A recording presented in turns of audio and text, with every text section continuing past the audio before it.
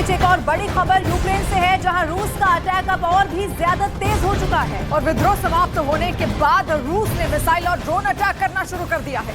Ukraine की वायुसेना ने दावा किया कि ओडेसा में रूस ने हवाई हमला किया और इसके लिए 8 शाहिद ड्रोन का इस्तेमाल किया और साथ ही 3 कैलिब्र क्रूज मिसाइल भी चलाई, लेकिन दावा ये भी है कि इनमें 7 शाहिद ड्रोन को मार गिराया गया और साथ ही 2 मिसाइल हमलों को भी नाकाम कर दिया गया है। हालांकि जो बचा हुआ 1 ड्रोन और 1 मिसाइल थी वो 2 अलग अलग इमारतों से टकराई, जिससे उन इमारतों को मामूली नुकसान जरूर हुआ, लेकिन रूस की तरफ से बड़ा हमला और ज्यादा तेज। अब दावा किया जा रहा है कि वैगनर ग्रुप का ये विद्रोह पहले से स्क्रिप्टेड था और इसकी स्क्रिप्ट क्रेमलिन में लिखी गई थी, जिसके किरदारों में येवगेनी प्रिगोजिन और व्लादिमीर पुतिन के साथ साथ बेलारूस के राष्ट्रपति भी शामिल थे और जिन्होंने अब वैगनर ग्रुप के चीफ येवगेनी प्रिगोजिन के बेलारूस में पनाह देने का नाटक किया है। लेकिन दरअसल ये नाटक इसलिए किया गया ताकि वैगनर ग्रुप को कीव को घेरने की जिम्मेदारी दी जा सके। अब इससे जाहिर है कि अब प्रिगोजिन और उनकी प्राइवेट आर्मी पूर्वी यूरोप के भी करीब पहुंच जाएगी। इससे पूर्वी यूरोप के नेटो मुल्कों में दहशत का माहौल है।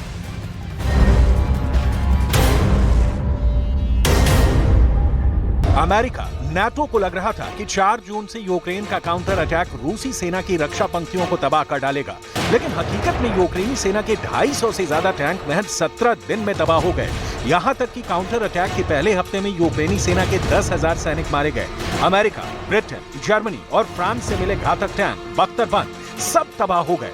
इसीलिए पश्चिमी देशों ने वैगनर के कंधे पर बंदूक रखकर पुतिन को हराने की कोशिश की, लेकिन वो फेल हो गए। अब वैगनर ग्रुप के 25,000 लड़ाके पुतिन के लिए फिर से वफादार हो गए हैं, जबकि Wagner chief Yevgeny Prigozhin Belarus चले गए हैं। खबरों के मुताबिक रूस में वैगनर आर्मी ने विद्रोह शुरू किया तो पुतिन ने लुकाशेंको को फोन घुमाया। काफी देर तक दोनों के बीच बातचीत हुई, चर्चा हुई कि कैसे वैगनर चीफ येवगेनी प्रिगोजिन को मनाया जाए। एक प्लान तैयार होता है और बातचीत गुप्त रहते हुए फोन कट जाता है। कुछ देर बाद लुकाशेंको येवगेनी को फोन लगाते हैं और थोड़ी देर में फैसला हो जाता है कि वैगनर लड़ाके मॉस्को से बाहर जाएंगे और येवगेनी बेलारूस जाएंगे। Мы всегда с уважением относились к их героическим поступкам на фронте и будем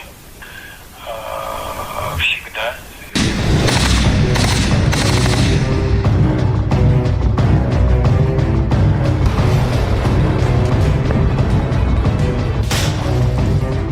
इस बातचीत के कुछ देर बाद येवगेनी प्रिगोजिन वैगनर ग्रुप के लड़ाकों को आदेश देते हैं कि रूस के सैनिक उनके अपने हैं, वो खून खराबा नहीं चाहते हैं, इसलिए आप लोग मॉस्को से निकल जाएं। ЧВК «Вагнер» хотели расформировать. Мы вышли 23 июня на марш справедливости. За сутки мы прошли, не доходя 200 километров до Москвы. За это время мы не пролили ни одной капли крови наших бойцов.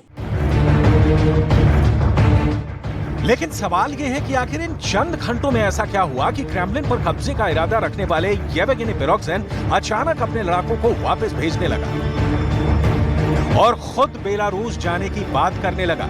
इससे हम आपको आगे बताएंगे। पहले आप ये भी सुन लीजिए कि वैगनर चीफ क्या कह रहा है।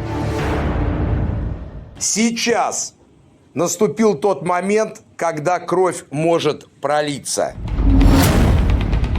5 मिनट की जंग में फंसे ज़ेलेंस्की। असल में वैगनर ग्रुप के लड़ाकों ने मॉस्को में एक भी गोली नहीं चलाई और ना ही खून बहाया। इसके पीछे पुतिन का वो वॉर गेम है जिसने यूक्रेन के होश उड़ा दिए हैं। अब खबर आ रही है कि वैगनर ग्रुप के चीफ बेलारूस क्यों जा रहे हैं। बेलारूस से यूक्रेन पर वैगनर का हमला। पश्चिमी मीडिया के मुताबिक वैगनर लड़ाके यूक्रेन पर अब बेलारूस से हमला करने जा रहे हैं। बेलारूस के दक्षिण में यूक्रेन है, जबकि उत्तर पूर्व में रूस। पूर्वी यूक्रेन के बखमूत और सोलेदार पर वैगनर ने कब्जा करने के बाद वहां पर रूसी सेना को इलाका सौंप दिया है। अब सवाल उठता है कि बेलारूस की तरफ से वैगनर क्यों हमला करेगा। असल में पुतिन ने अपने परमाणु बम बेलारूस भेज दिए हैं, लेकिन इनका तभी सही तरह से इस्तेमाल हो सकता है जब बेलारूस की तरफ से रूस की पकड़ मजबूत हो। इसीलिए वैगनर के 25,000 लड़ाके बेलारूस की तरफ से यूक्रेन पर हमला करेंगे। वैगनर के 25,000 लड़ाकों को यूक्रेनी सेना से लड़ने में महारत हासिल हो चुकी है। इसीलिए बखमूत के बाद अब बेलारूस की तरफ से वैगनर यूक्रेनी सेना पर हमला करेगा।